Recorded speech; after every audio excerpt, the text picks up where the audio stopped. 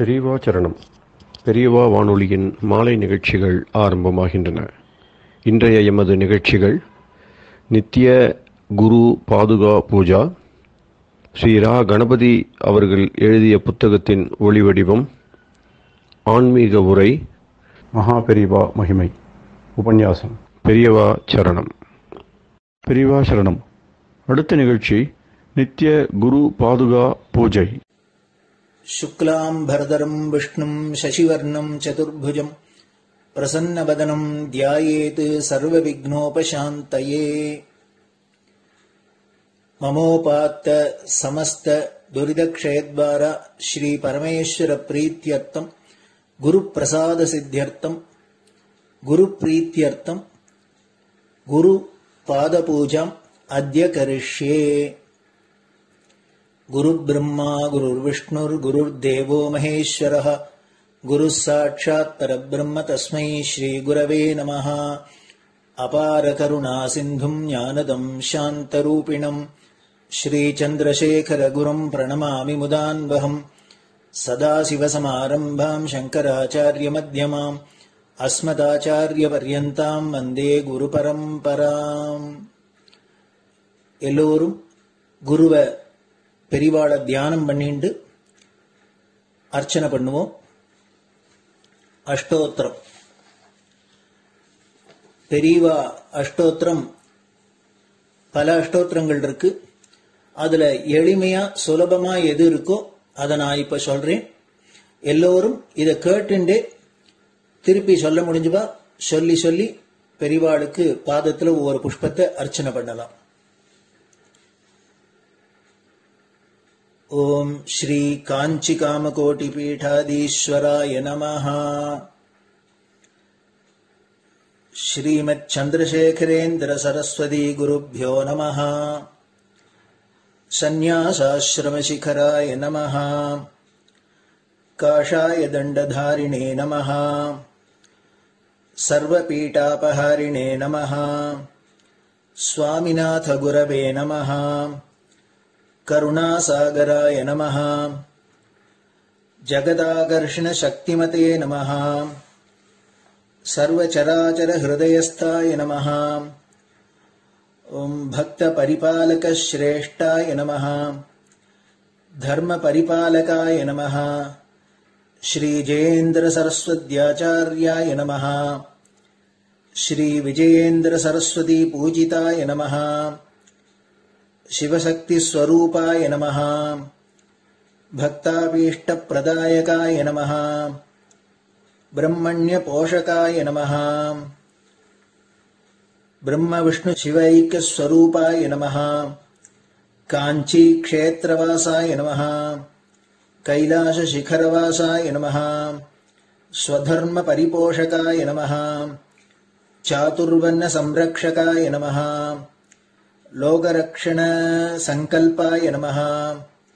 ओम ब्रह्मनिष्ठापराय नमः। सर्वपापहराय नमः। धर्मरक्षक संतुष्टाय नमः। भक्तार्पितधन स्वीकर्त्रे नमः। सर्वोपनिषत् सारज्ञाय नमः। सर्वशास्त्रगम्याय नमः। सर्वलोक पितामहाय नमः। भक्ताभीष्ट प्रदायकाय नमः। ब्रह्मण्य पोषकाय नमः। नानाविध पुष्पार्चितपदाय नमः। रुद्राक्ष क्रीडधारिणे नमः। भस्मोद्दोलित विग्रहाय नमः। सर्वज्ञाय नमः। सर्वचराचर व्यापकाय नमः। अनेक शिष्य परिपालकाय नमः। मनश्चाञ्चल्य निवर्तकाय नमः। अभयहस्ताय नमः। भयापहाय नमः। यज्ञपुरुषाय नमः। यज्ञानुष्ठान रुचिप्रदाय नमः। यज्ञसम्पन्नाय नमः। यज्ञसहायकाय नमः। यज्ञफलदाय नमः। यज्ञप्रियाय नमः। उपमानरहिताय नमः। स्फटिक तुलसी रुद्राक्ष हारधारिणे नमः। चातुर्वर्ण समदृष्टये नमः। ऋग्यजुस्साम अथर्वणादि चतुर्वेद संरक्षकाय नमः। தட்சிணாமூர்த்தி ஸ்வரூபாய நமஹ. ஜாக்ரத் ஸ்வப்ன சுஷுப்தி அவஸ்தாதீதாய நமஹ. கோட்டி சூரிய துல்லிய தேஜோமே ஷரீராய நமஹ. சாது சங்க சம்ரக்ஷகாய நமஹ. அஸ்வகஜ கோபூஜா நிர்வர்த்தகாய நமஹ. குருபாதுக பூஜா துரந்தராய நமஹ. கனகாபிஷிக்தாய நமஹ. ஸ்வர்ண பில்வதள பூஜிதாய நமஹ. சர்வஜீவ மோக்ஷதாய நமஹ. மூக வாக்தான நிபுணாய நமஹ.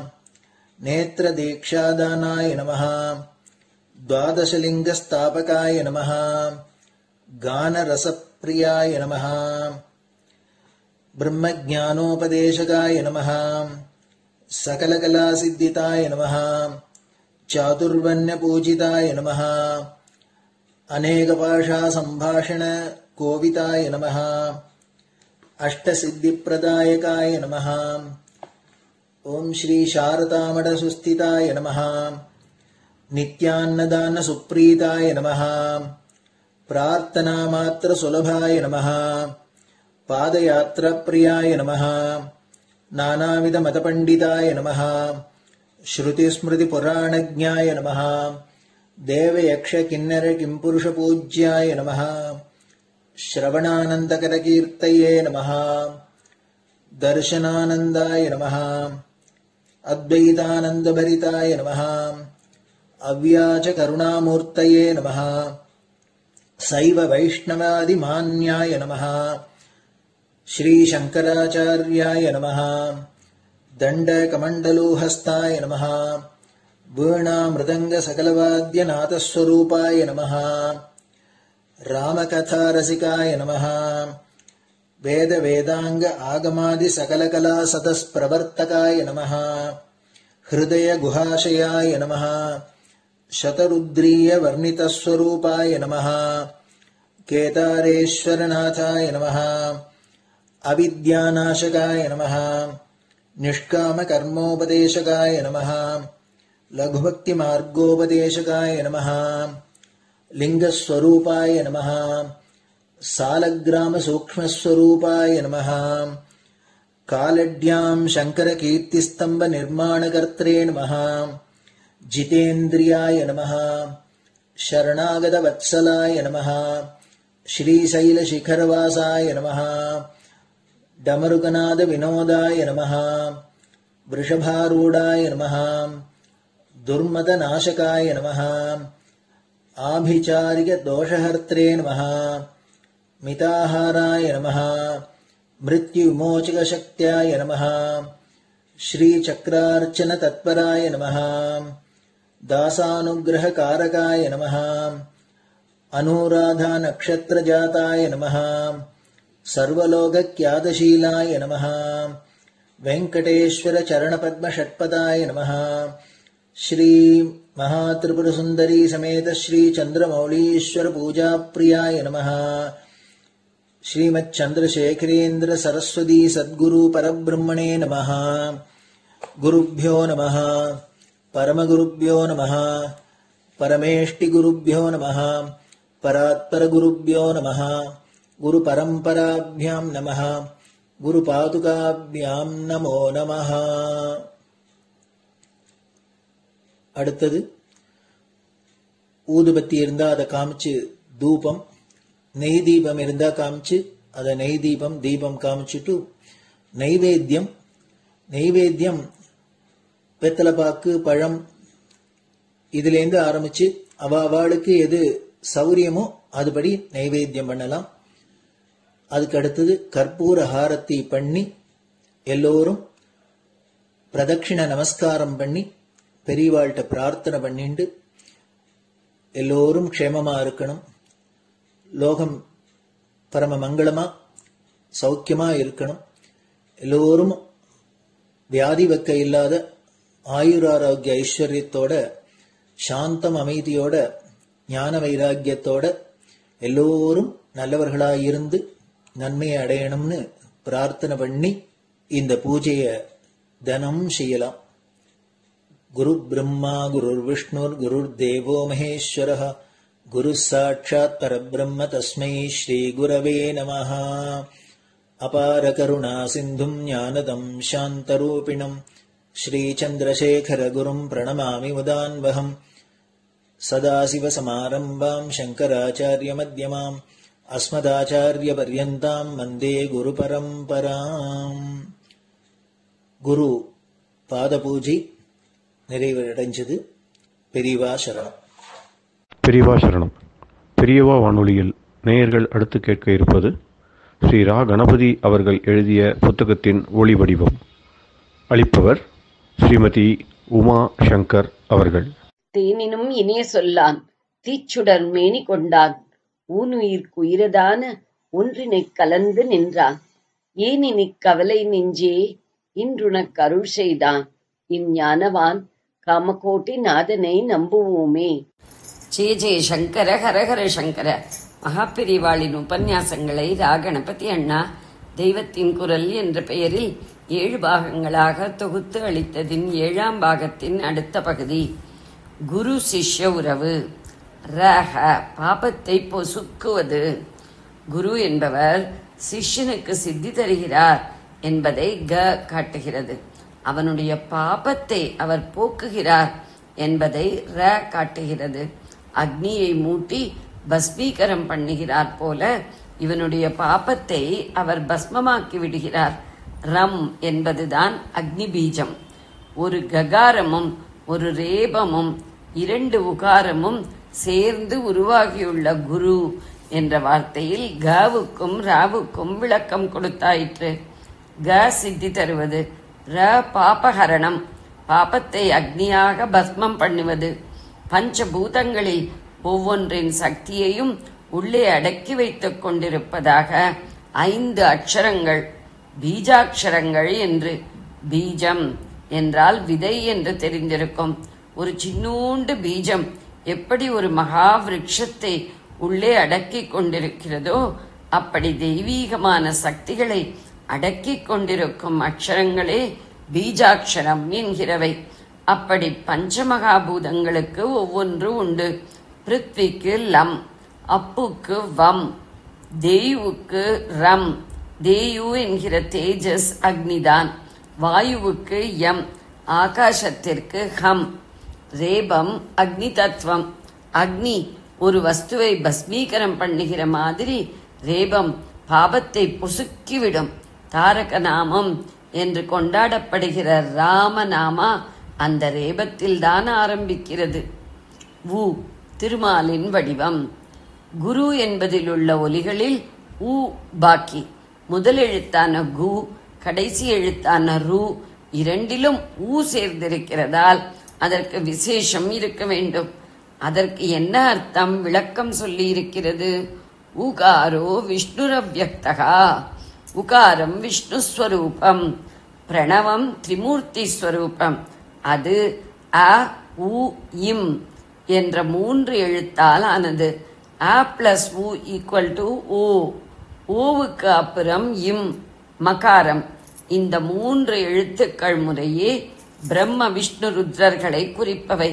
அதாவது அ என்பது பிரம்மா, ஊ விஷ்ணு, அதுதான் நமக்கு விஷயம்.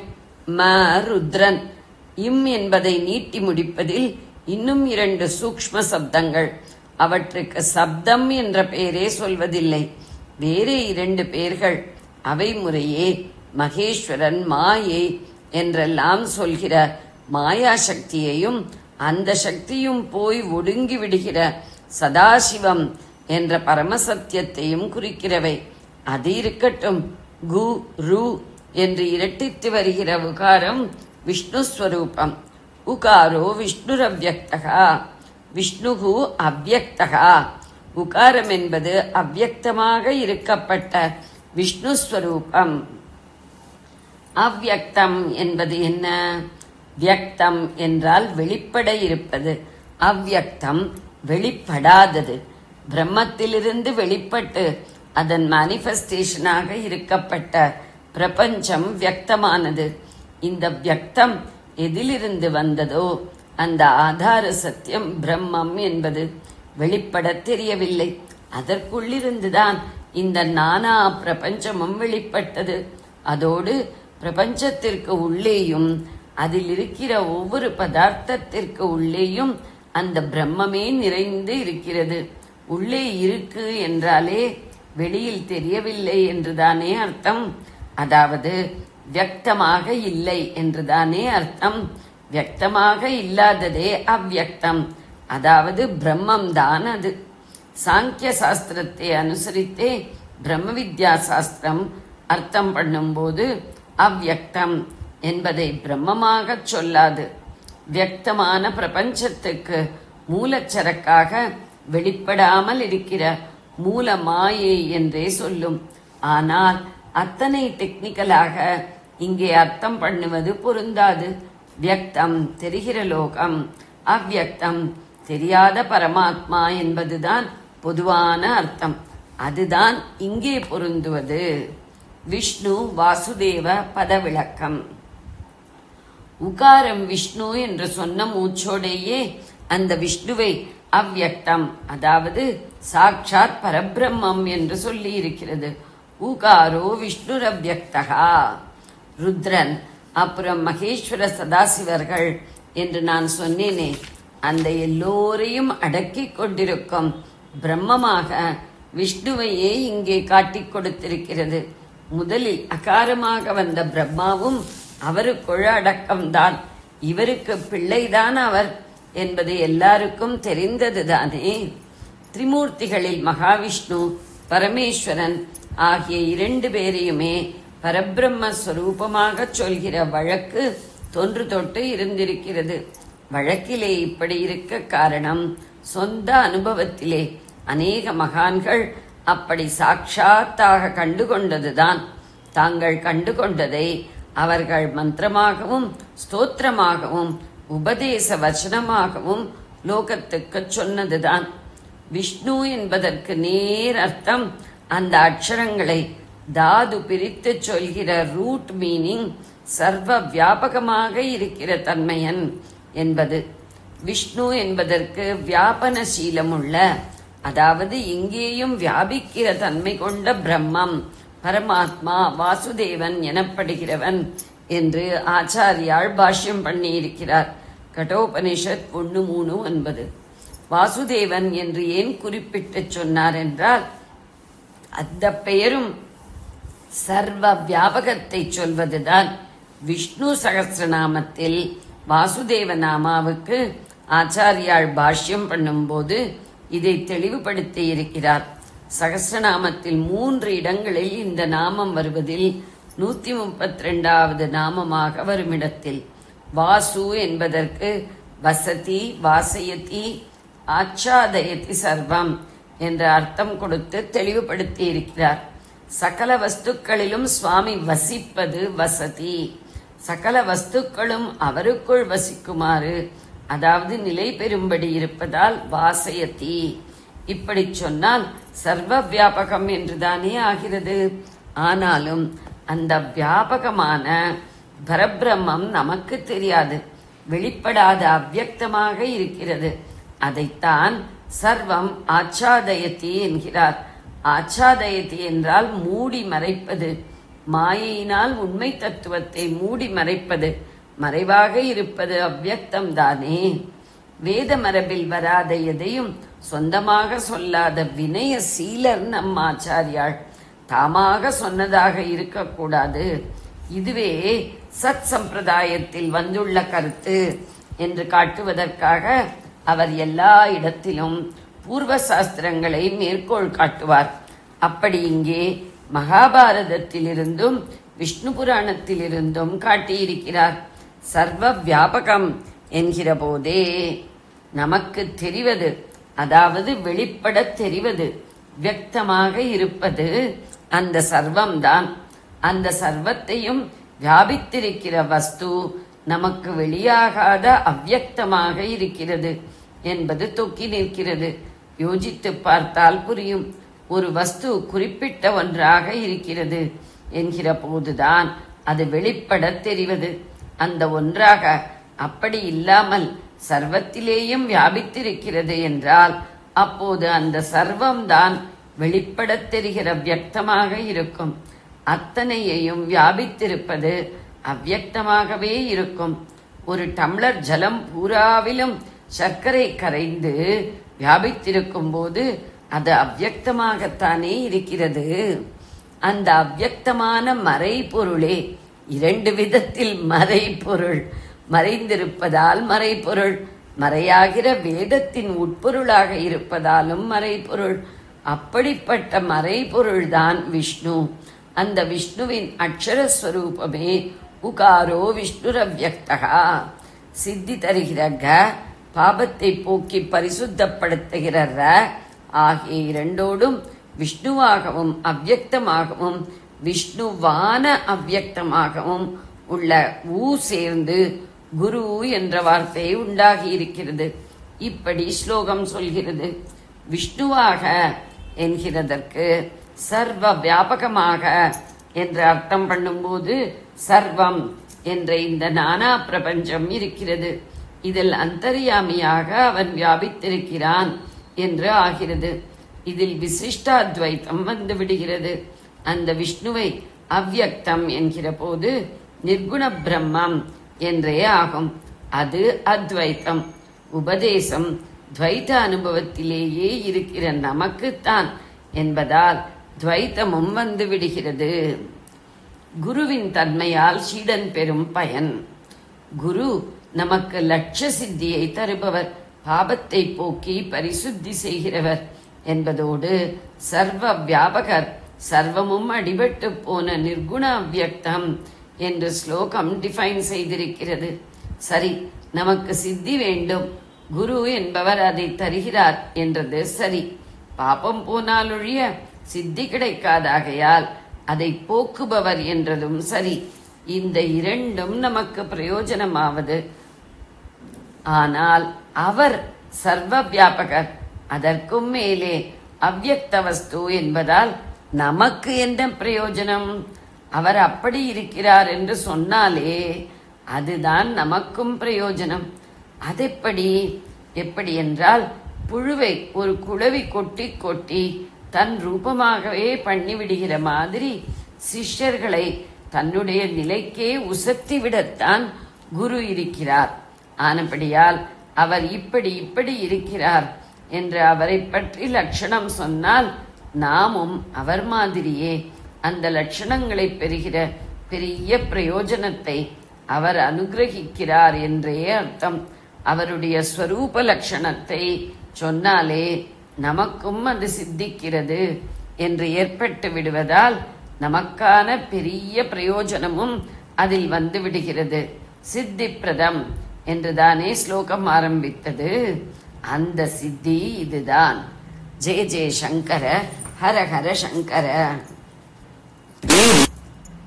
பெரியவா சரணம். இந்நிகழ்ச்சியின் அடுத்த பகுதி நாளை மாலை இதே நேரத்தில் ஒளிபரப்பாகும். பெரியவா சரணம். பெரியவா சரணம். பெரியவா வானொலியில் நேயர்கள் அடுத்து கேட்க இருப்பது திரு கவிக்கண்ணன் அவர்களின் ஆன்மீக உரை. பெரியவா சரணம். ராம் ராம். ஸ்ரீ குருப்யோ நமஹ. ஜெய ஜெய சங்கர, ஹர ஹர சங்கர. பெரியவா வானொலி நேயர்கள் அனைவருக்கும், மகா பெரியவாவுடைய பக்தர்கள் அனைவருக்கும் அடியேன் கவிக்கண்ணனின் அன்பு கலந்த நல்வாழ்த்துக்கள். ராம் ராம். ஜெய ஜெய சங்கர, ஹர ஹர சங்கர. ஸ்ரீ குருப்யோ நமஹ. பகவத்பாதாவுடைய முருகனுடைய முக வர்ணனையை பற்றி நம்ம 13-14 ஸ்லோகத்தில் பார்த்தோம். இன்னைக்கு சுப்பிரமணிய புஜங்கத்தில் நம்ம பார்க்க போற ஸ்லோகம் 15வது ஸ்லோகம். அதுல அவருடைய கண்ணுடைய கட்டாட்சத்தினுடைய மகிமையை பத்தி சொல்றார்.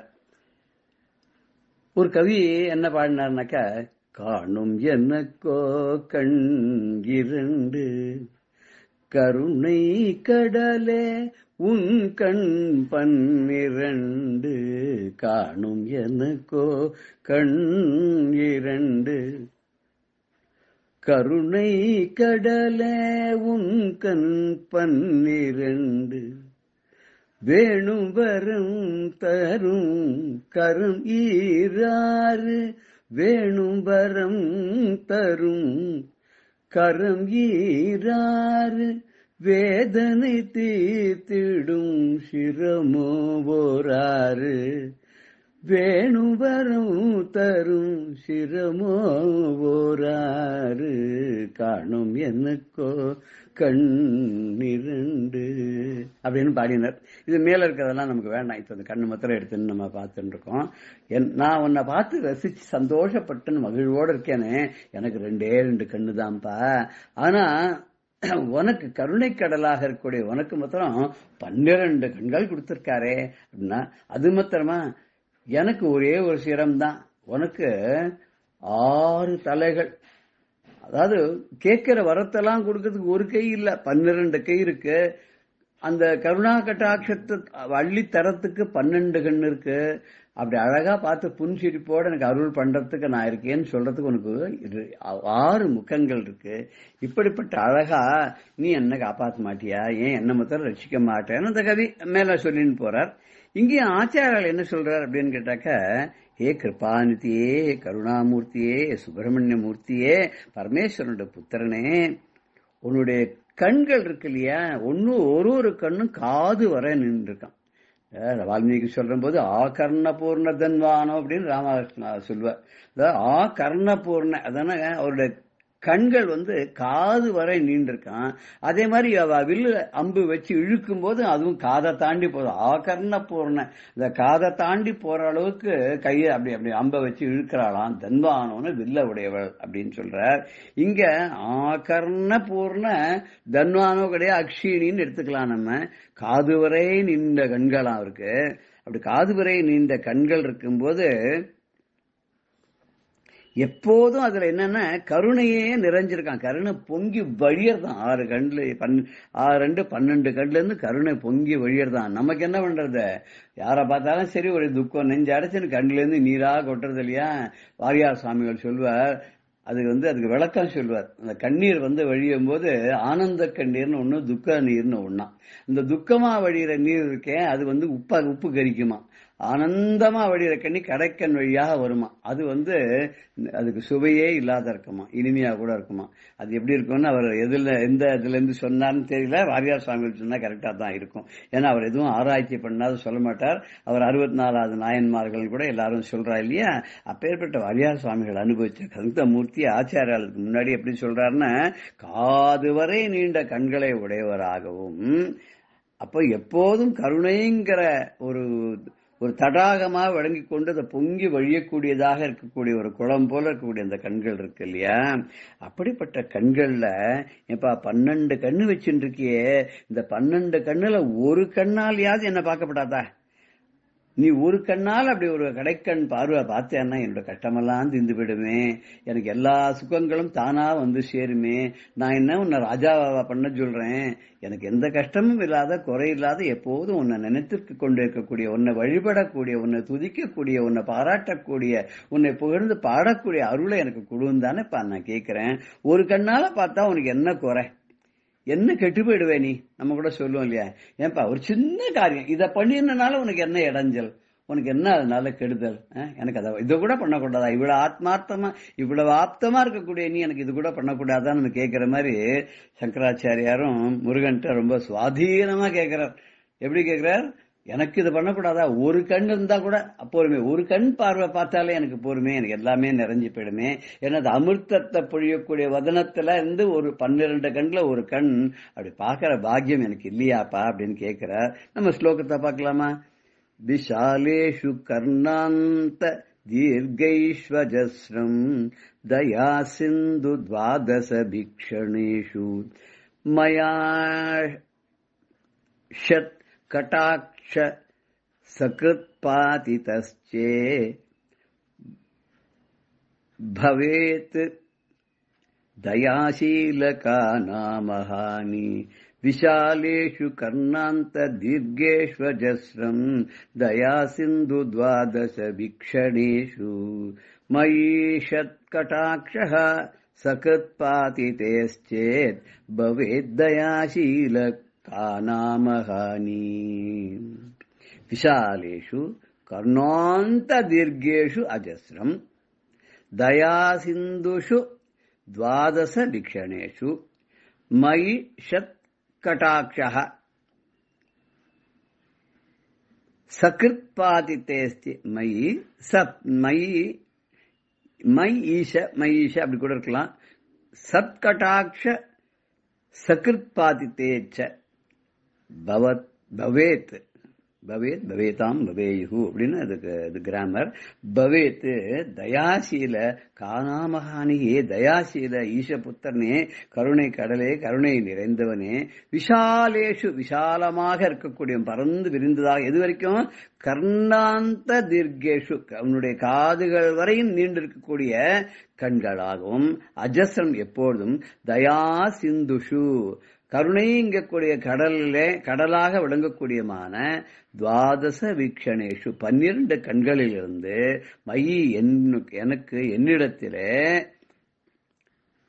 கட்டாட்சா சத்து பாதித்தேஜ் சகிருத் பாதித்து சகிருத்தின உடனே கட்டாட்சகா ஒரு கண்ணனுடைய பார்வையானது பதித்தேத்து என் மீது விழுமானால் உன்னுடைய கருணை மிகுந்த அமிர்தம் மிகுந்த இந்த 12 கண்களிலிருந்து ஒரு கண்ணனுடைய பார்வையானது என் மீது விழுமானால் தயாசீல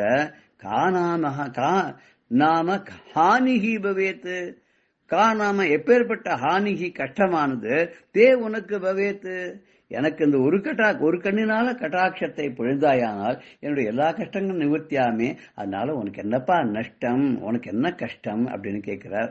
நாம் அப்படிதான் கேட்க வேண்டாம். கருணை கடலே எனக்கு உன்னுடைய கருணையான கண்களிலிருந்து உன்னுடைய கட்டாட்ச பார்வையை ஒரு செகண்ட் ஒரு வினாடி நீ பாரு போறோம் பார்த்தாலே நான் ரொம்ப பாக்கியவான ஆயிடுவேன்னு சொல்லி நாமளும் கேட்கலாம். ஜெய ஜெய சங்கர ஹர ஹர சங்கர ஸ்ரீ குருபியோ நம. ராம் ராம். பெரியவா சரணம். இந்நிகழ்ச்சியின் அடுத்த பகுதி நாளை மாலை இதே நேரத்தில் ஒளிபரப்பாகும். பெரியவா சரணம். பெரியவா சரணம்.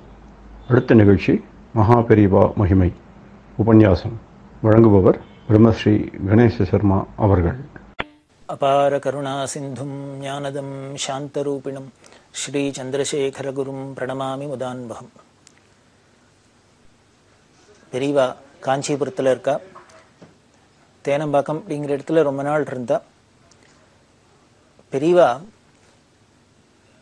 எதுக்காக இப்படி ஒரு மனுஷ சரீரத்தை எடுத்துட்டு ஈஸ்வரன் வந்திருக்கார், அவர் வாழ்ந்து இவ்வளவு நாள் வாழ்ந்து காமிச்சு எவ்வளவோ காரியங்கள்லாம் பண்றார். இதெல்லாம் எதுக்காக, நமக்கு என்ன அதுல பிரயோஜனம் அப்படின்னா வேற ஒண்ணும் இல்லை. அவளோட வாழ்க்கையே நமக்கு ஒரு பெரிய உபதேசம் தான்.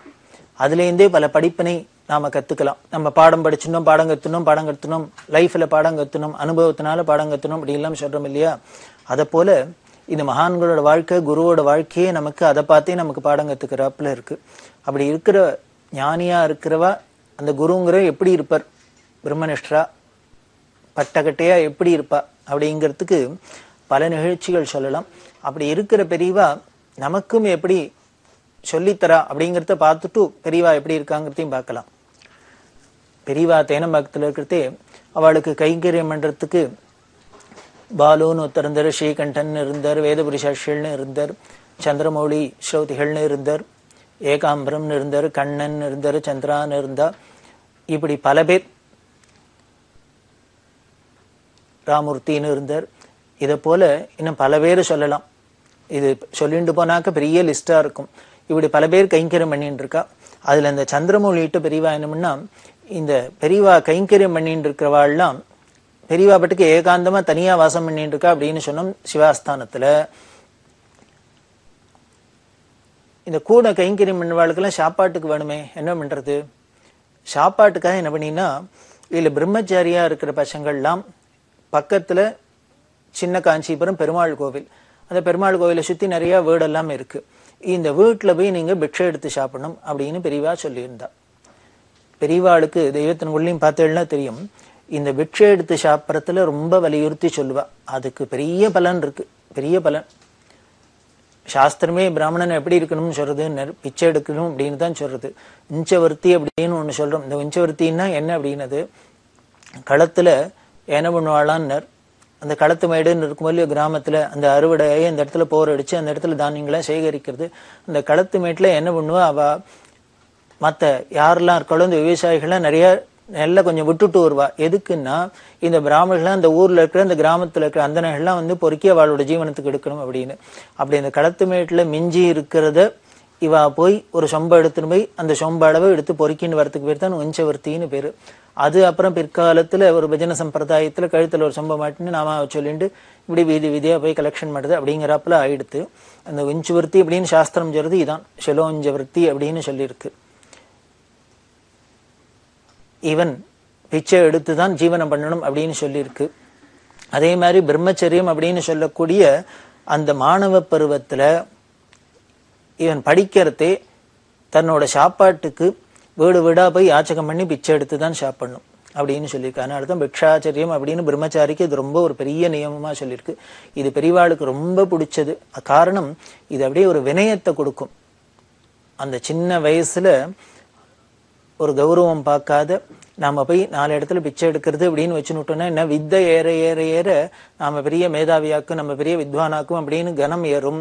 அந்த கனம் ஏறாத இருக்கிறதுக்கு இந்த பிக்ஷாச்சரியம் அப்படிங்கிறது, பிக்ஷை எடுக்கிறதுங்கிறது ரொம்ப முக்கியமான ஒரு மருந்தா சொல்லி இருக்கு, எஃபெக்டிவ் மருந்து.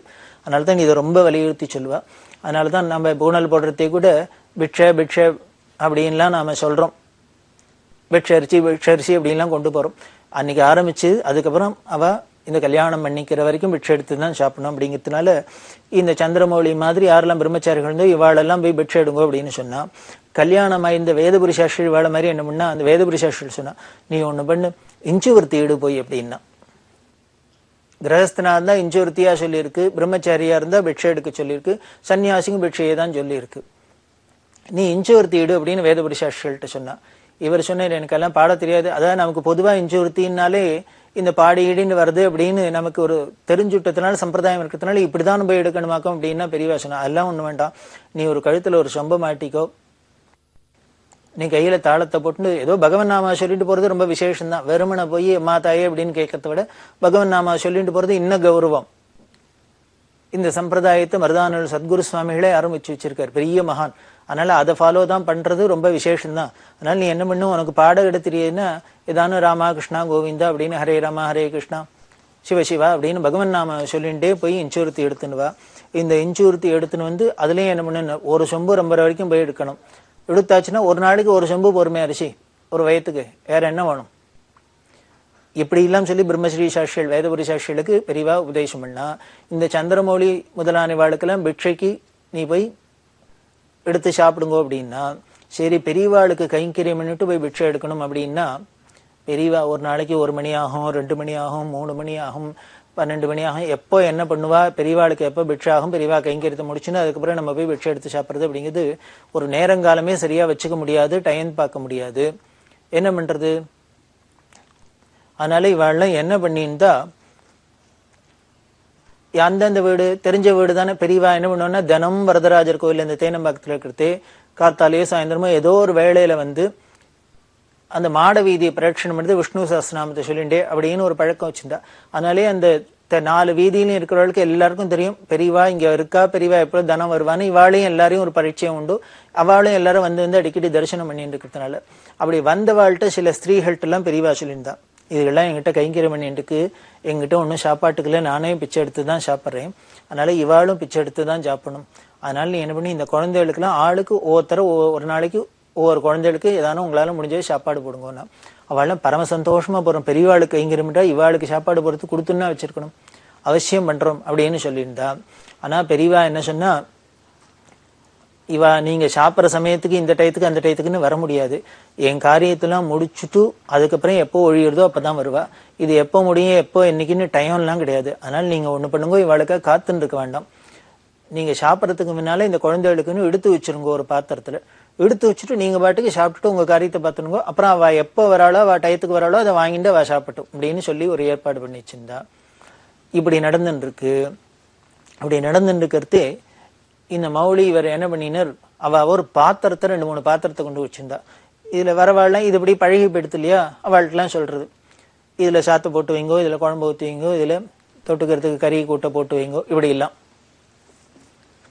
இப்படி நடந்துட்டு இருக்கு. இப்படி நடந்திருந்தா இது ஒரு நாளைக்கு பெரியவாளுக்கு தெரிஞ்சது. சரி எதுக்கு பாத்திரம் எல்லாம் கொடுத்து வச்சிருக்கல? இல்ல அவ என்ன பண்ணுவா, எல்லாத்தையும் ஒன்னா போட முடியுமா, அதனால பாத்திரம் கொடுத்து வச்சிருக்கு அப்படின்னு. பெரியவா உடனே சொல்றா, அவ வந்தவாள்கிட்ட சொல்றா, இவ பாத்திரம் கொடுத்து வச்சிருக்காளா? ஆமா. நீ அதை எடுத்து எடுத்து போட்டு வைக்கிற? ஆமா. இன்னுமே ஒண்ணு பண்ணு, தனித்தனியா எல்லா பாத்திரத்திலையும் எல்லாத்தையும் தனித்தனியா போடாத, ஒரே பாத்திரத்தை வாங்கி வச்சுக்கோ, அதுலயே எல்லாத்தையும் ஒன்னா போட்டுரும். சாத்தையும் அதுலயே போடு, குழம்பையும் அதுலயே ஊத்து, கறியோ கூட்டோ எல்லாத்தையும் அதுலயே போடு, எல்லாத்தையும் ஒன்னா போடும், போட்டு வை, இவ அப்படியே சாப்பிட்டோன்னு. நிஜமாவே நமக்கு வருத்தமா இருக்கும் இல்லையோ? என்ன ஒரு சாப்பிட்றத அழகா போடணும், 2 ஐட்டத்தை வச்சிருந்து ருச்சியா வாய்க்கு ருச்சியா சாப்பிடப்படாதோ, இது எல்லாத்தையும் ஒன்னா போட்டு கலந்தாங்கட்டி கூட்டாஞ்சோறாவா சாப்பிடுவா? எதுக்காக இப்படி பெரியவா சொல்றா அப்படின்னா, அங்கதான் பெரியவாளோட அந்த கருணை இருக்கு. பிரம்மச்சாரிகளுக்கு பிக்ஷை எடுத்து சாப்பிடுறது ரொம்ப முக்கியம் அப்படிங்கறது எதுக்காக வச்சுது சன்னியாசிகளுக்கு பிரம்மச்சாரிகளுக்குலாம்? இந்த நாக்கு ருச்சி இருக்கக்கூடாதுங்கிறதுக்காக தான். இந்திரிய நிகிரகம் வரணும், இந்த புலன்களை ஜெயிக்கணும் அப்படிங்கிறதுக்கு. நமக்கு ரொம்ப ஒரு பெரிய குறையா இருக்கிறது இந்த நாக்கு ருச்சி. அந்த டேஸ்ட் பாக்குறோம், அந்த டேஸ்ட் இருக்கிறதுனாலதான் இது வேணும் அது வேணும் அப்படிங்கிறோம். இது சரியில்லைன்னா கொச்சுக்கிறோம், அது சரியா இருந்தா சந்தோஷப்படுறோம். இது மாதிரிலாம் பல விதமான உணர்ச்சிகளுக்கு அது இடம் கொடுக்கறது. அதனால நாக்க ஜெயிக்கணும் அப்படிங்கிறதுனாலதான் என்ன பண்றா, இவ பிக்ஷை எடுத்து சாப்பிடணும். பிக்ஷை எடுத்து போடுறவா யார் வேணா எப்படி வேணா போடுவா. அங்க போய் நாம ஒன்னும் ஆர்டர் பண்ண முடியாது. ஏன் இது சரி இருக்கு சரி இல்லையே இப்படி எல்லாம் ஒன்னும் சொல்ல முடியாது. ஞானிகள் எப்படி இருப்பார் அப்படின்னு பட்டினத்தார் சொல்றாரு, பெய் போல் திருந்து பிணம் போல் கிடந்து ஊரிடும் பிச்சை நாய் போல் அருந்தி அப்படிங்கிறார். ஊரில் பிச்சை எப்படி சாப்பிடுவாங்க? நாய் சாப்பிட்றாப்புல சாப்பிட. நாய்க்கு எதாவது டேஸ்ட் தெரியுமா, எதாவது குறை சொல்ல தெரியுமா, குத்தம் சொல்ல தெரியுமா, அப்ரிஷியேட் பண்ண தெரியுமா? தெரியாது. போட்டா அது பாட்டுக்கு சாப்பிட்டுட்டு போறது. அதை போல இருக்கணும், அந்த நாக்கு ருச்சி அடங்கி இருக்கணும், நாக்கு நம்ப வசப்பட்டிருக்கணும் அப்படிங்கிறதுனால தானே இந்த வச்சிருக்கு. அதுலயும் போய் நம்ம தனித்தனியா போட்டு வச்சுன்னு 4 பாத்திரத்தை கொடுத்து கேரியரை கொடுத்து வச்சுட்டா அது என்ன இல்ல. இந்த பர்பஸே, பிக்ஷை எடுக்கிற பர்பஸே டிஃபீட் ஆயிடும். அதனாலதான் பெரியவா என்ன பண்ணினா, இந்த இந்திரிய நிகிரகம் வரணும், இந்திரியத்தை வாழும் தங்கிட்ட சிஷ்யாலும் தன்கிட்ட கைங்கரியம் பண்ணுவாலும் அந்த ஜிதேந்திரியர்களா இருக்கணும் அப்படிங்கிற ஒரு நல்ல எண்ணத்தோட தான் தனித்தனியா போடாத எல்லாத்தையும் ஒன்னா போடும் அப்படின்னு சொன்னா. அன்னைக்கு வேணா நமக்கு சிரமமா இருந்திருக்கலாம். இன்னைக்கு இத மாதிரி இந்த நிகழ்ச்சி எல்லாம் நினைச்சு பாக்குறதே, இந்த சந்திரமொழியும் இதனாலாம் கண்ணால தாரதாரியா தண்ணி விடுறா, உருகுறா. பெரியவாளுக்கு என்ன ஒரு கருணை, என்ன ஒரு கருணை, என்ன ஒரு கருணை. நம்மளை எப்படி பார்த்து பார்த்து பார்த்து வளர்த்திருக்கா, பார்த்து பார்த்து அனுகிரகம் பண்ணியிருக்கா. இப்படி ஒரு குரு கிடைக்குமா, இப்படி ஒரு தெய்வம் கிடைக்குமா அப்படின்னு ஆச்சரியப்படுறாப்புல இருக்கு. இப்படி சிஷ்யாளுக்கெல்லாம் சொல்றாளோ இல்லையோ, எல்லாத்தையும் ஜெயிக்கணும் அப்படின்னு, எதுலையும் லட்சியம் இல்லாத எல்லாத்தையும் சமபாவமா இருக்கணும்னு. பெரியவா எப்படி இருந்தா அப்படின்னு, பெரியவாளுக்கு ஜெயந்தி வைகாசி அனுஷம். அப்படி இருக்கிறதே என்ன பண்ணா, ஒரு நாளைக்கு அந்த ஒரு வருஷ ஜெயந்தியும் போது காலங்காலத்துல இருந்து ஸ்நானம் பண்ணிட்டு பெருமாளை தரிசனம் பண்ணி எல்லாம் பண்ணி நேர இந்த வாலாஜாபாத் பக்கம் ரோட்ல போக ஆரம்பிச்சுட்டா. நடந்து போய் பாதி தூரம் போயிட்டு அங்க ஒரு வழி நட்ட நடுப்புற ஒரு பெரிய மரத்தடி, அதுலயே உட்கார்ந்துட்டா. யாரும் கேள்வியே கேட்க முடியாது. எதுக்காக இங்க வந்தா, எதுக்கு எங்க போறா, ஒன்னும் ஒருத்தரும் கேட்க முடியாது. சித்தம் போக்கு சிவம் போக்குன்னு அவ பாட்டுக்கு இஷ்டத்துக்கு எங்கேயோ கிளம்பி போவா, எங்கேயோ திரும்பி வருவா. எல்லாம் ஒருத்தரும் ஒண்ணு எதுக்கு என்னன்னு கேட்க முடியாது. அதுக்கு என்ன காரணம் அப்படிங்கிறது அவளுக்கு மட்டும்தான் தெரியும், தேவரகசியம் மாதிரி.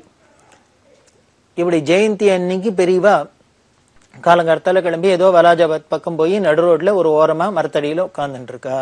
பெரியவா இங்க உட்கார்ந்துட்டு இருக்கான்னு ஜெயந்தின்னு பெரியவாளை தரிசனம் பண்றதுக்கு எல்லா ஊர்ல இருந்து பல பேர் வருவா இல்லையா. எல்லாரும் வந்து தேனம்பாக்கத்துல பார்த்தா பெரியவாளை காணும். எங்க இருக்கான்னா இங்கயோ வலாஜாபாத் பக்கம். தேடிண்டே எல்லாரும் வந்துட்டா. ஈ மொக்கிறாப்புலதான், பலாப்பழத்துல ஈ மொக்கிறாப்புல, எந்த இடத்துல தேன் இருக்கோ வண்டு வராப்புல, எங்க சக்கரை இருக்கோ எறும்பு மொக்கிறாப்புல. பெரியவா எந்த காட்டுலயோ வீட்லயோ எங்க போய் உட்கார்ந்தாலும் ஒளிஞ்சின்றாலும் ஜனங்கள் எப்படியோ கண்டுபிடிச்சுன்னு ஓடி போயிடுறது. காரணம் அது பிரம்ம வஸ்துவா இருக்கிறதுனால அவள்கிட்ட அப்படி ஒரு பக்தி பிரியம். இப்படி ஜனங்கள்லாம் தேடின்னு வந்திருக்கு. வந்தா பெரியவா வீட்டுக்கு ஓரமா உட்கார்ந்துட்டு இருக்கா, தரிசனம் கொடுத்துட்டு இருக்கா. வந்தவாழ்லாம் அவவா சும்மா ஒரு வாழ, பெரியவா ஜெயந்தி வேற, நிறைய அவவா சக்திக்கு ஏத்தாப்புல பழமா கொண்டு வந்து கொடுத்துருக்கா. அந்தமே சாமான்களா குமிஞ்சிருக்கு. சாமான்கள்னா என்ன, முந்திரியா குமியிறது, பாதாம் பருப்பா குமியிறது, பிஸ்தா பருப்பா குமியிறது, திராட்சையா குமியிறது, பேரிச்சம்பழமா குமியிறது, இன்னும் என்னெல்லாமோ பழ வகைகள்லாம் குமிஞ்சிருக்கு. எல்லாத்தையும் அப்படியே முன்னாலேயே வச்சிருக்கு பரத்தி. இப்படியாச்சு. பெரியவா என்ன பண்ணா அங்கேருந்து கிளம்பிட்டா. அதுக்கப்புறம் கொஞ்ச நேரம் அங்க இருந்துட்டு கிளம்பிட்டா. அப்படி கிளம்புறதே கூட இருந்தவாள்லாம் என்ன பண்ணா, எத்தனை சாமான் வந்திருக்கு, இதெல்லாம் எடுத்து மூட்டை கட்டி பெரியவா யதாஸ்தானத்துக்கு எடுத்துக்க மாட்டோம் இடத்துக்கு, அப்படி எடுத்துக்கலாம் அப்படின்ட்டு ஒவ்வொன்றா எடுக்க ஆரம்பிச்சா பெரியவா, அதெல்லாம் ஏன் எடுக்கிற அப்படின்னா, அதெல்லாம் எடுக்கப்படாது, அங்கேயே போட்டுட்டு வா அப்படின்னு. நடு ரோட்ல ஓரமா, ரோடுக்கு ஓரமா மரத்தடியில எங்க உட்கார்ந்தோட அங்க எல்லாம் வச்சிருக்கு, அப்படியே விட்டுட்டு வா அப்படிங்க. கூட இருக்கிறவெல்லாம் சொல்லி பார்த்தாரு சில பேர், இல்ல இல்ல இல்ல பெரிய காஸ்ட்லி சாமான்லாம் இருக்கு, எல்லாரும் வரவாள்லாம் பெரியவாளுக்கு கொடுத்துருக்கா, எல்லாம் இப்படியே கிடக்கு அப்படின்ட்டு, யாரானும் எடுத்துன்னு போயிடுவா அப்படின்னு. நான் விட்டுட்டு வாங்குறதே யாரானும் எடுத்துன்னு போகணுங்கிறதுக்காக தானே, யாரும் எடுத்துக்கப்படாதுங்கிற எண்ணம் இருந்தாவனா நாம பத்திரமா பொட்டலம் கட்டி தூக்கி ஜாக்கிரதையா எடுத்துன்னு வரலாம். எனக்கு யாரும், நம்ம யாரும் எடுத்துக்கப்படாது, வேற யாரானும் எடுத்துன்னு போகணுங்கிறது தான் ஆசை. அதனால அப்படியே போட்டுட்டு வா, யார் யார் வரவா பவரவா வரவாள்லாம் பாக்குறவாள்லாம் என்ன வேணுமோ அவளுக்கு வேணுங்கிறத எடுத்துன்னு போட்டோம், அப்படியே போட்டுட்டு வந்துடும், ஒன்னுத்தையும் எடுக்கப்படாது அப்படின்னு விட்டா. எல்லாருக்கும் ஒரே குறை தாபம், இப்படி நல்ல நல்ல பதார்த்தங்கள்லாம் இருக்கு, பெரியவா இப்படி துளிக்கூட லட்சியம் இல்லாத அப்படியே உதறிட்டு வராளே, திரும்பி கூட பார்க்கக்கூடாது, இந்த திரும்பி கூட பார்க்கக்கூடாதுங்கிறதுக்காக என்ன பண்ணார், எல்லாரும் முன்னால போங்க அப்படின்னு கைங்கரியம் பண்ணுவா, எல்லாரையும் வந்தவா எல்லாரையும் முன்னால விட்டுட்டு தான் கடைசியா பின்னால வரா. அப்படின்னா நம்மளோட இந்த ஆசாபாசங்களை குறைக்க, நம்மளோட காமக்ரோதங்களை குறைக்க, ராகத்வேஷங்களை குறைக்கிறதுக்காக எப்படிலாம் பெரியவா பாடுபடுறா, நமக்கு எப்படிலாம் இதெல்லாமே ஒரு உபதேசம் தான், இதெல்லாமே உபதேசம் தான். உபதேசம்னா என்ன, வயத்திறந்து ஏதான்னு சொல்லணுமா என்ன, இப்படி பண்ணி காமிக்கிறதே, நம்மளை இது மாதிரி பண்ண வைக்கிறதே நம்மளை ஒரு ட்ரெயின் பண்றதுக்கு தான், நமக்கு ஒரு பக்குவம் வரத்துக்கு தான், விவேகம் வரத்துக்கு தான், ஞானம் வரத்துக்கு தான். அப்படி இருக்கிற பெரியவா இவா உட்கார்ந்துட்டு இருக்கா. ஒருத்தர் பிரமாதமா ஒரு நவரத்ன மாலை அது கொண்டு வந்து அர்ப்பணம் பண்ணினார். அதில் வைரம் எல்லாம் காஸ்ட்லியா எல்லாம் போயிச்சிருக்கு. எதுக்கு இது அப்படின்னார். உடனே பெரியவா, இது பார்த்தா பெரிய மாலையா ஹாரமா அலங்கார ஹாரமா இருக்கு, ஏதோ கோவில்ல அம்பாள் இருக்கிறாப்புல சாத்திருக்கு, பழைய வழியே நம்ம வீட்டுல இருக்கிறப்போ ஸ்திரீகள் கூட போட்டுக்கிறாப்புல தெரியல. அதனால பெரியவா என்ன பண்ணா, எந்த அம்பாளுக்கு பண்ணியிருக்க அப்படின்னா, உடனே அவர் தூக்கி அறி போட்டுது. அவர் சொன்ன, அம்பாளுக்கா, எனக்கு பெரியவாளை தவிர வேற எந்த சுவாமியை தெரியும், எந்த அம்பாளை தெரியும், அதனால பெரியவாளுக்கு தான் பண்ணிட்டு வந்திருக்கேன். எனக்கு ரொம்ப நாள் ஆசை பெரியவாளுக்கு இது மாதிரி ஒன்னும் ஆபரணம் பண்ணி சாத்தி அப்படி பார்க்கணும்னு, அதனால என்னோட பிரார்த்தனை பண்ணிட்டு வந்திருக்கேன், பெரியவா போட்டுன்னு தரிசனம் கொடுக்கணும். ஓ, உன்னோட ஆசைக்காக பண்ணிட்டு வந்திருக்கேன், அதை நான் போட்டுன்னு தரிசனம் கொடுக்கணுமாக்கும். ஆமா அப்படின்னு, பக்தஸ்ய வசகோ பிரம்மா பக்தஸ்ய வசகோ ஹரிஹி அப்படின்லாம் தானே சொல்றது. பக்தர்களுக்கு தானே வசப்பட்டவன் அவன், பக்த வசங்கரனாச்சே. அதனால பெரியவா பக்தா ஆசைப்பட்டா அதை நிறைவேற்றி வைக்கணும் இல்லையோ. இப்ப என்ன பண்ணினா பெரியவா, சரி நீ இப்ப என்னோட பக்தன், எனக்கு ஆசைப்பட்டு இப்படி ஒரு மாலை பண்ணி வந்திருக்கு, இதுக்கு என்ன விலை இருக்கும் அப்படின்னு 50,000 ஏதோ விலையை சொன்னேன். இவ்வளவு காஸ்ட்லியா ஒரு மாலையை பண்ணி வந்து கொடுத்து ஆசைப்படுறேன் என் கழுத்துல போட்டு பார்க்கணும்னு. சரி, உன்னோட பாவம் நன்னா இருக்கும், வசந்ததா இருக்கு, நான் போட்டுன்னு கொடுக்குறேன், உனக்கு தரிசனம் கொடுக்குறேன், நீ பார்த்து சந்தோஷப்படுறேன்னு வச்சுக்கோ.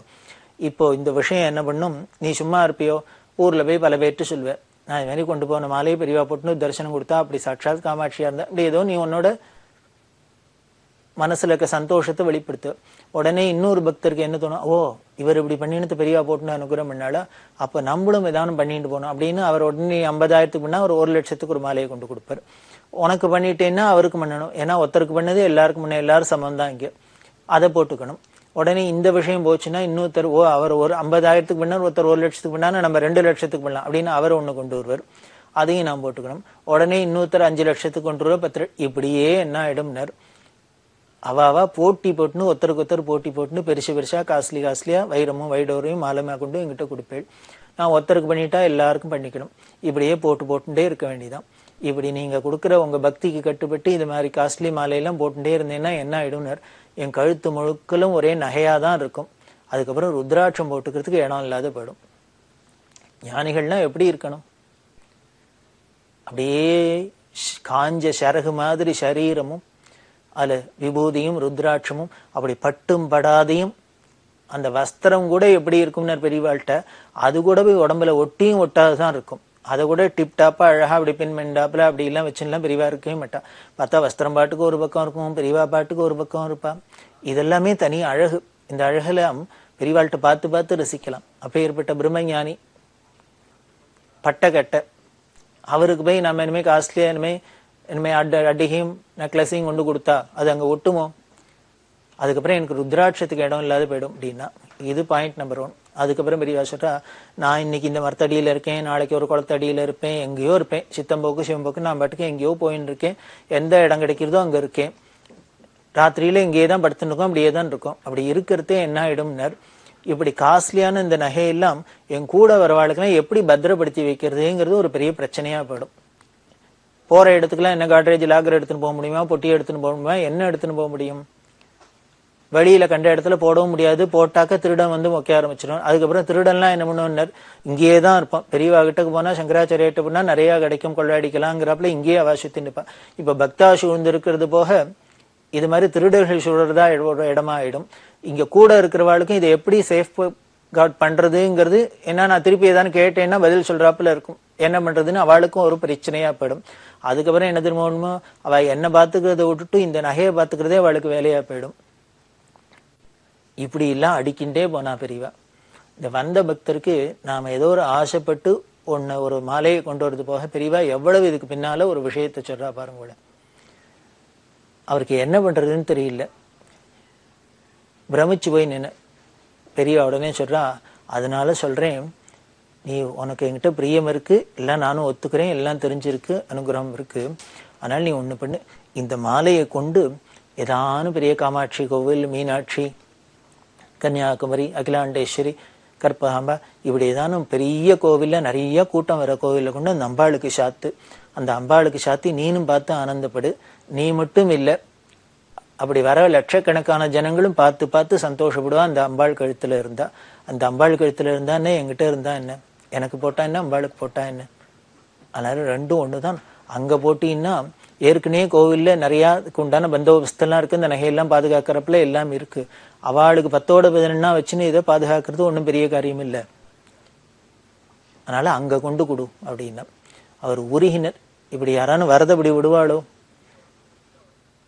பெரியவா அதை ஏத்துக்க மாட்டேன் அப்படின்னுட்டா. சரி, எங்கேயானு அம்பாள் கழுத்துல தனக்கு போட்டுனாதான் அது நன்னா இருக்காது, தன்னோட ஆசிரமத்துக்கு அது அழகு இல்லை அப்படின்லாம் சொன்ன பெரியவா, அம்பாள் கழுத்துல போடுன்னு சொன்னா, அம்பாள்னா கூட தான் உருகி உருகி பூஜை பண்ற தன் மடம் இருக்கு, இல்ல சந்திரமொழீஸ்வரி, திரிபுர சுந்தரி காளை, அந்த அம்பாளுக்கு சாத்துன்னு சொல்லப்படாதோ, தான் வாங்கிக்காதோட இல்ல தன் மடத்துக்கு கூட அதை சேர்க்காத எங்கேயோ வெளியில கொண்டு கொடுக்குச்சுரா அப்படின்னா எப்படி ஒரு வைராக்கியம் இருக்கணும், எப்படி ஒரு மனசே இல்லாத ஒரு நிலையா இருக்கணும், ஆசையே இல்லாத நிலையா இருக்கணும், எதுலயும் ஒரு லட்சியம் இல்லாத ஒரு பிரம்மஞானியா இருக்கணும் அப்படிங்கிறது இதுலேயும் தெரியறது. இப்படி இருக்கிற பெரியவா தானே தன்னோட சிஷ்யாளுக்கும் தங்கிட்ட வர பக்தாளுக்கும் தன்னை அண்டி வரவாளுக்கும் இப்படி எல்லாம் எப்படி எல்லாம் பிட்சை எடுக்கணும், எப்படி எல்லாம் பிட்சைக்கு பாத்திரம் கொடுக்க கூடாது, சீர்த்து எடுக்கணும், இதெல்லாம் அடுத்தவாளுக்கு உபதேசம் பண்ணணும் அப்படின்னா இப்படி ஒரு பெரியவா தானே பண்ண முடியும். அதனாலதான் அவ பண்றா. தான் அப்படி இருந்ததுனாலேயே தன்னை சேர்ந்தவாளும் தன் பக்தாளும் தன் குழந்தைகளும் இப்படியே இருக்கணும் அப்படின்னு தான் ஆசைப்படுறது பெரியவாளோட குணமா இருக்கு. அப்படி இருக்கிற பெரியவா ஒருத்தர் ஒரு பக்தர், அவர் பேங்க்ல உத்தியோகமா இருந்தார், அவர் நேபாளுக்கு போனார். நேபாளில் ருத்ராட்சம் ஃபேமஸ்னு வாங்கிட்டு வந்தார் பெரியவா பக்தர். அந்த மாலையை வாங்கிட்டு வந்து அவருக்கு என்ன ஆசைன்னா, நேபாளிலேருந்து வாங்கிட்டு வந்திருக்கோம், எல்லாத்துக்கும் பெரியவாள்கிட்ட பக்தி, பெரியவா கையில கொடுத்து அவள்கிட்ட அனுகிரகம் பண்ணப்புறம் கழுத்துல போட்டு நாம பூஜையெல்லாம் வச்சுக்கணும் அப்படின்னு ஆசைப்பட்டுன்னு பண்ணார். பெரியவாள்கிட்ட கொண்டு கொடுத்தார். பெரியவா உடனே இது மாதிரி, நான் இந்த மாலையை உனக்கு கொடுக்கணும்னா ஒரு கண்டிஷன் கேட்பியா அப்படி, என்ன சொன்னா கேட்கற முடியாது, இனிமே பொய் சொல்லப்படாது, பொய் சொல்லலைன்னா இந்த மாலையை நான் கொடுக்குறேன் நீ போட்டுக்கோ அப்படின்னு. அவரோடையும் பளிச்சுன்னு சொன்னேன், என்னோட உத்தியோகம் நிமித்தமா நான் ஏதாவது பொய் சொல்றாப்புல நான் மனசறிஞ்சு வேணும்னு ஒன்றும் பொய்யெல்லாம் சொல்றது இல்லை, எனக்கு நான் ஒரு உத்தியோகத்தை இருக்கிறதுனால எனக்கு ஏதானும் சந்தர்ப்பம் வரலாம் பொய் சொல்றதுக்கு, நான் பெரியவாள்கிட்ட சொல்ல மாட்டேன்னு சொல்லிட்டு அப்புறம் வெளியில போய் சொன்னேன்னா மகா பாப்போம், அதனால எனக்கு அது சாத்தியம் இல்லை அப்படின்னு விட்டார். பெரியவா பரம சந்தோஷம், ஆஹா அப்படின்னு வாங்கினுட்டு அப்புறம் பின்னால போய் சொல்லாத இவர் தன்னோட ஸ்திதியை ஒத்துன்னு விட்டாரே அப்படின்ட்டு உடனே என்ன பண்ணா பெரியவா, அப்ப நீ ஒண்ணு பண்ணு, இதை எடுத்துன்னு போ, நீ பொய் சொல்லாதவன் யாரை பாக்குறியோ அவன்கிட்ட கொடு, அவங்க இடத்துல போடு அப்படின்னு கொடுத்து அனுப்பிச்சுட்டா. இவர் வீட்டுக்கு வந்தார், மனைவிட்ட சொன்னார். இந்த மனைவி அதுக்கு முன்னால என்ன சொன்னா, நம்ம போட்டுக்க வேண்டாம் பெரியவாளுக்கு போடலாம் அப்படின்னு. இப்ப இது சொல்லி சொன்னா அந்த அம்மா சொன்னா, 10 ஏழா நான் அப்பயே சொன்னேன் பெரியவாளுக்கு போலான்னு, உலகத்திலேயே பொய் சொல்லாதவர் வேற யாரு, பெரியவா மட்டும்தான், அதனால பெரியவா படத்துக்கு போடும்போது நம்ம பார்த்து சந்தோஷப்படும், அதை பூஜை முன்னாலே நமக்கு அனுகிரகம் அப்படின்னு சொல்லி அந்த மாலையை அங்க சாத்தினா அப்படின்னு ஒரு பக்தரோட அனுபவம். இப்படி பல பேருக்கு பலவிதமான ருச்சிகரமான அனுபவம், அதை நாம தொடர்ந்து நாம அனுபவிக்க போறோம். பெரியவா சரணம். இந்நிகழ்ச்சியின் அடுத்த பகுதி நாளை மாலை இதே நேரத்தில் ஒளிபரப்பாகும். பெரியவா சரணம். பெரியவா சரணம். அடுத்த நிகழ்ச்சி திருவாசக இன்னிசை. வழங்குபவர் ஸ்ரீ சத்குருநாத தேசிகர் அவர்கள். பெரியவா சரணம். திருச்சிற்றம்பலம். குழைத்த 10. குழைத்தால் பண்டைக் கொடுவினை நோய்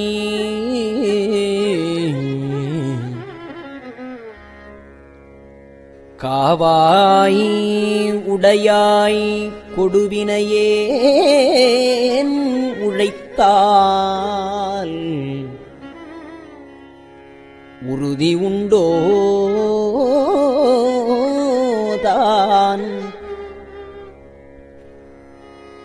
உமையாள் கணவா எனை ஆழ்வாய் பிழைத்தால் பொறுக்க வேண்டாவோ பிறைசேர் சடையாய் முறையோ என்று அழைத்தால் அருளாது ஒழிவதே அம்மானே உன் அடியேற்கே.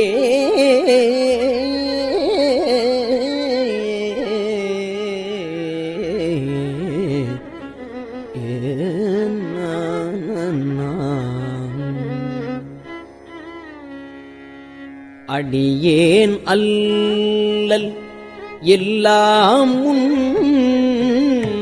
அடியேன் அல்லல் எல்லாம் முன் அகல ஆண்டாய் என்றிருந்தேன். அடியேன் அல்லல் எல்லாம் முன் அகல ஆண்டாய் என்றிருந்தேன். கொடியேறிடையாள் கூறா எம் கோவே ஆவா என்றருளி செடி சேர் உடலை சிதையாதது எத்துக்கு எங்கள் சிவலோகா உடையாய் பூவி பணிகொள்ளாது ஒருத்தால் ஒன்றும் போதுமே.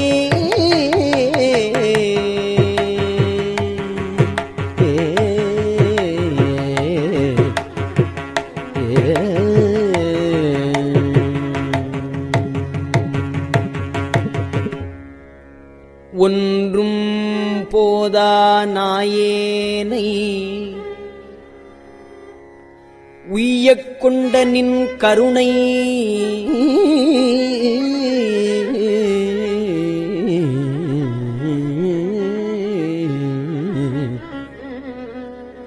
இன்றே இன்றிப் போய்த்தோதான்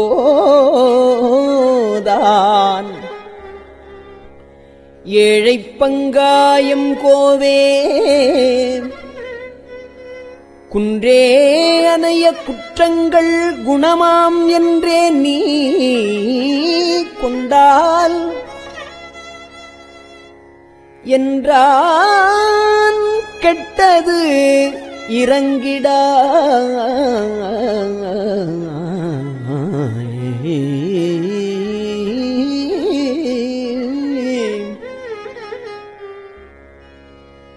குன்றே அனைய குற்றங்கள் குணமாம் என்றே நீ கொண்டால் என்றான் கெட்டது இறங்கிடாய்.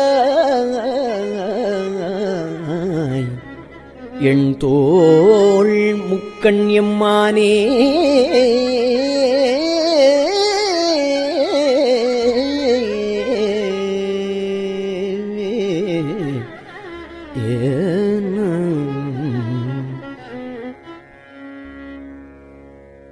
மானே நோக்கி மணவாளா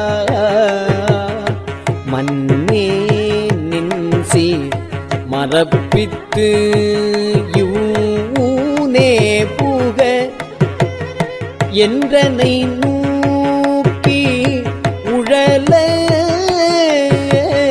பண்ணுவித்திட்டாய்.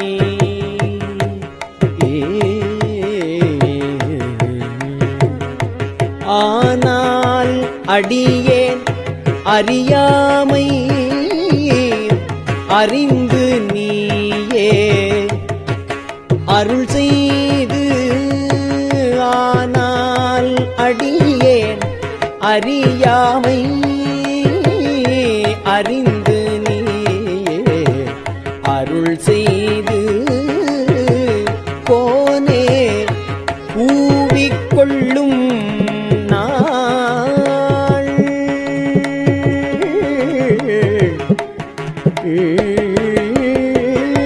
கோனே கூவிக்கொள்ளும் நாள் என்று என்று உன்னை கூறுவதே.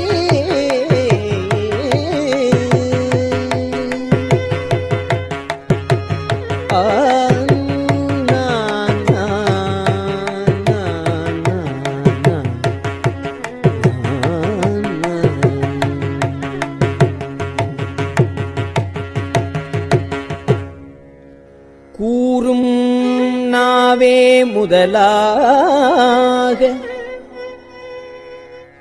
கூறும் கரணம் எல்லாம் நீ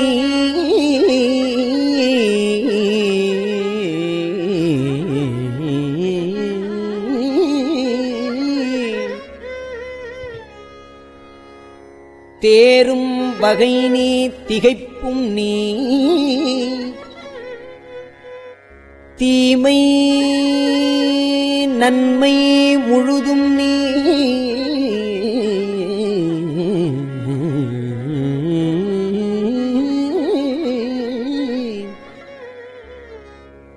வேறோரு பரிசு இங்கு ஒன்று இல்லை. மெய்மை உன்னை விரித்துரைக்கில் வேறோர் பரிசு இங்கு ஒன்று இல்லை. மெய்மை உன்னை விரித்துரைக்கில் தேரும் வகையன் சிவலோகா திகைத்தால் தேற்ற வேண்டாவோ.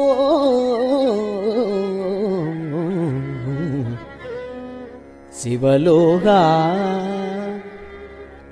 திகைத்தால்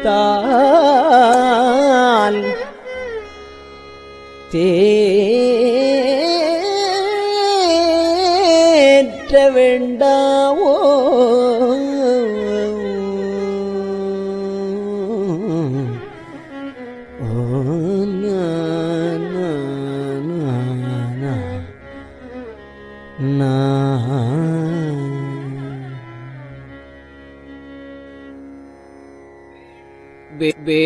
வேண்டத்தக்கது அறிவோய் நீ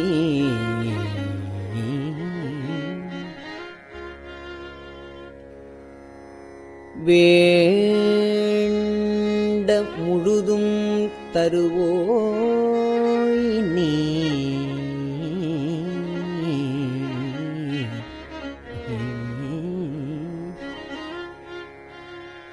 வேண்டத்தக்கது அறிவோய் நீ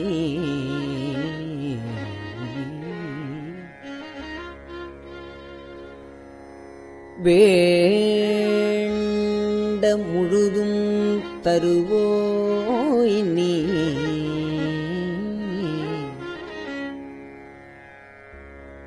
வேண்டும்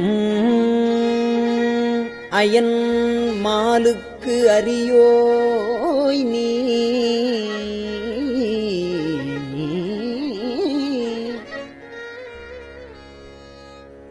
வேண்டி என்னை பணிகொண்டாய்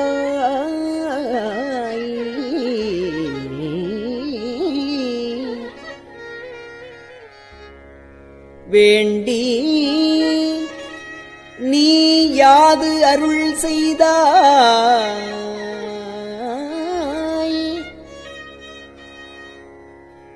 யானும் அதுவே வேண்டின் அல்லால்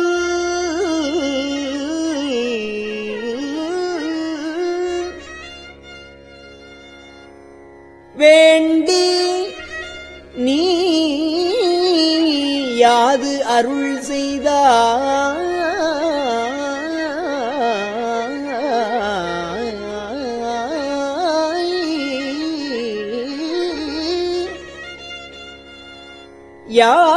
யானும் அதுவே வேண்டினல்லால்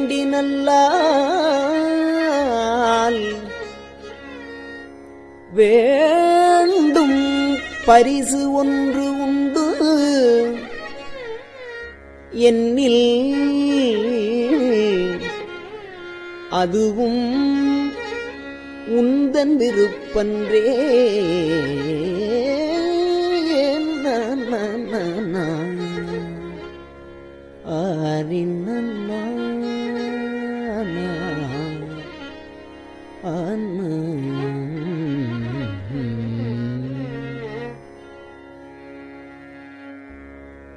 அன்றே எந்தன் ஆவியும் உடலும் உடைமை எல்லாமும் குண்டிலையோ குன்றே அனையாய் என்னை ஆட்கொண்ட போதே கொண்டிலையோ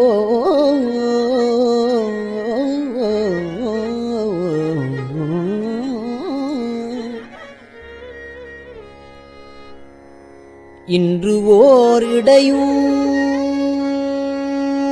எனக்கு உண்டோ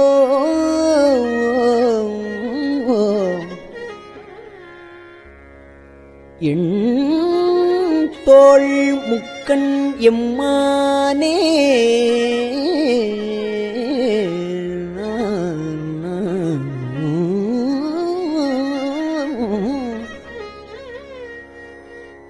நன்றே செய்வாய் பிழை செய்வாய் நானோ இதற்கு நாயகமே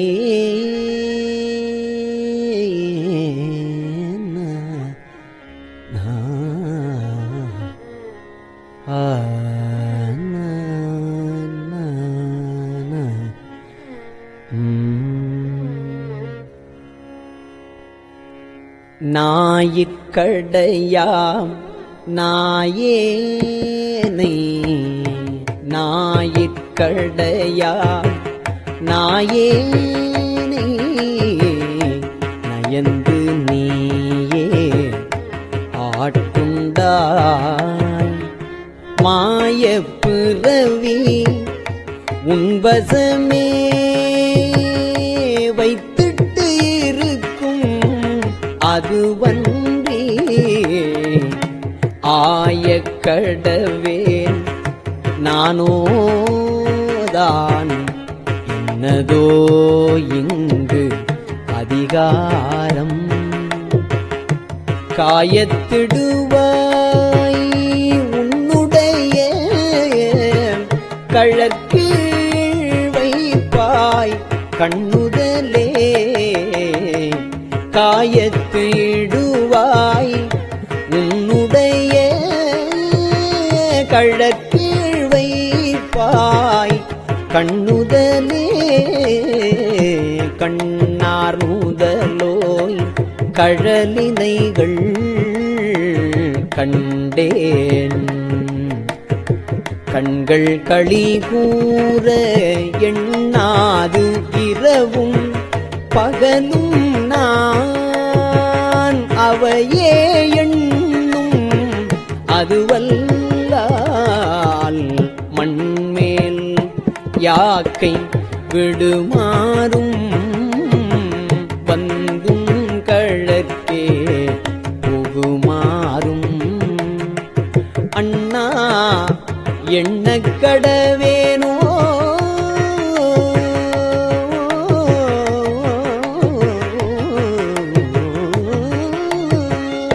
அண்ணா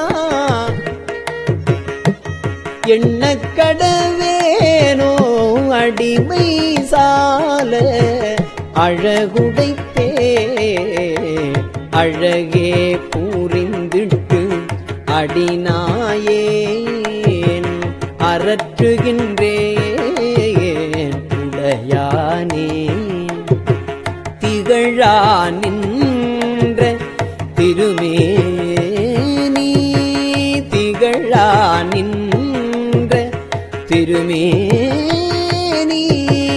காட்டி என்னை பணிகுண்டாய் புகழே பெரிய பதம் எனக்கு புராண நீ தந்தருளாதே குழகா கோலமறையோனே கோனே என்னை குழைத்தாயே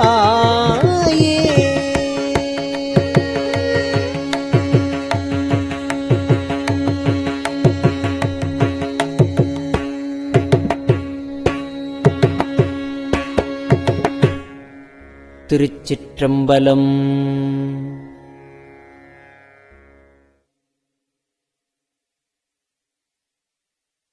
பெரியவா சரணம். இந்நிகழ்ச்சியின் அடுத்த பகுதி நாளை மாலை இதே நேரத்தில் ஒளிபரப்பாகும். பெரியவா சரணம். பெரியவா சரணம். பெரியவா வானொலியின் இன்றைய நிகழ்ச்சிகளின் நிறைவாக திருப்பொன்னூசல் வழங்குபவர் சத்குருநாத தேசிகர் அவர்கள். பெரியவா சரணம். திருச்சிற்றம்பலம். திருப்பொன்னூசல். தெங்குலவு சோலை திரு உத்தர கோசமங்கை தெங்குலவு சோலை திரு உத்தர கோசமங்கை தங்குலவு சோதி தனியுருவம் வந்தருளி எங்கள் பிறப்பறுத்திட்டு எந்தரமும் ஆட்கொள்வான் பங்குலவு கோதையும் தானும் பணி கொண்ட கொங்குலவு கொன்றை சடையான் குணம் பரவி பொங்குலவு பூன்முலையீர் பொன்னூசலாடாமோ பொங்குலவு கொன்றை சடையான் குணம் பரவி பொங்குலவு பூன்முலையீர் பொன்னூசலாடாமோ பொங்குலவு பூன்முலையீர் பொன்னூசல் ஆடாமோ.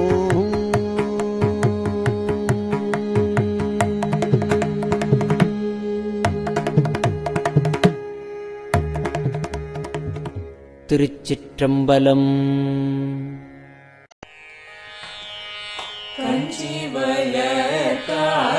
காமாட்சி தன் குழந்தாய் சங்கரரே கஞ்சிவள காமாட்சி தன் குழந்தாய் சங்கரரே குரு சந்திரசேகரரே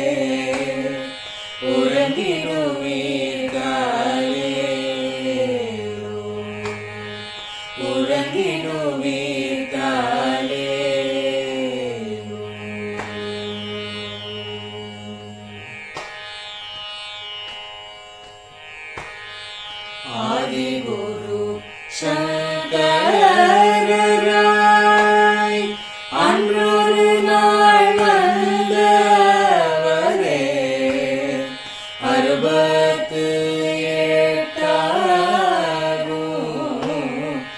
ஈட்டபதி காலே ஏழுலகும் பூப்பவரே காப்பவரே கரப்பவரே எல்லோருக்கும் யாவர்க்கும் அருள்பவரே உலகிடுவீராயே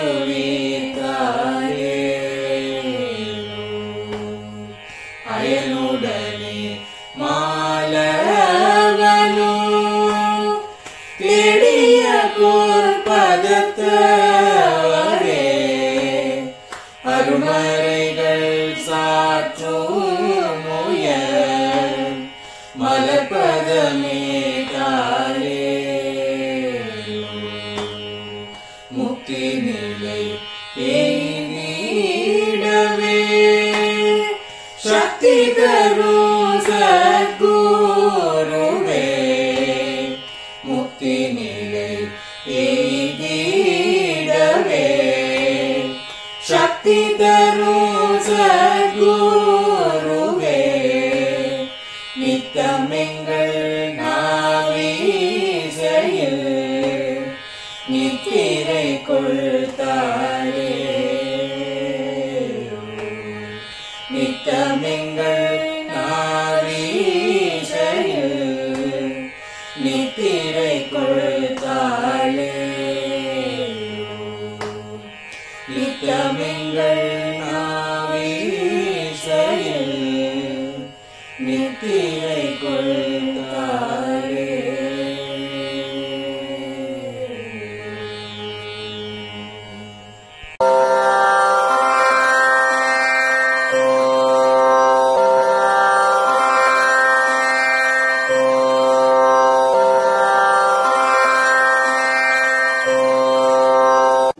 பெரியவா சரணம். பெரியவா வானொலியின் மாலை நிகழ்ச்சிகள் இத்துடன் நிறைவடைகின்றன. எமது அடுத்த ஒளிபரப்பு நாளை காலை இந்திய நேரப்படி 6 மணிக்கு துவங்கும். பெரியவா சரணம்.